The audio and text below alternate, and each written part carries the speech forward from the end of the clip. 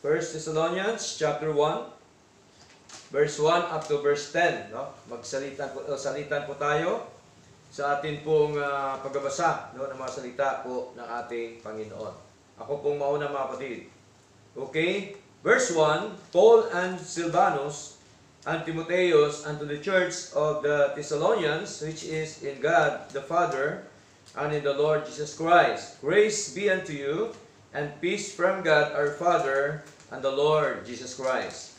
We give thanks to God always for you all, making mention of you in our prayers.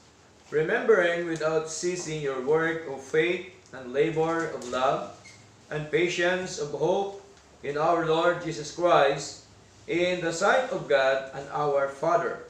Knowing, brethren beloved, your election of God. For our gospel came not unto you in word only, but also in power and in the Holy Ghost and in much assurance, as you know that manner of men we were among you for your sake. And ye became followers of us and of the Lord, having received the word in much affliction with joy of the Holy Ghost. So that you were ensamples to all that believe in Macedonia and Achaia.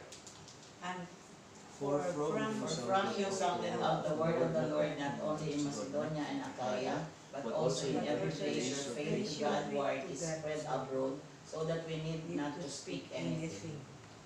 For they themselves show of us what manner of entering, and we had unto you, and how ye turned to God from idols to serve the living and true God. Sabay-sabay po tayo sa verse 10. And to wait for His Son from heaven, whom He raised from the dead, even Jesus, which delivered us from the wrath to come. Purihin po ang Panginoon sa pagkabasa ng Kanyang buhay at banal na salita.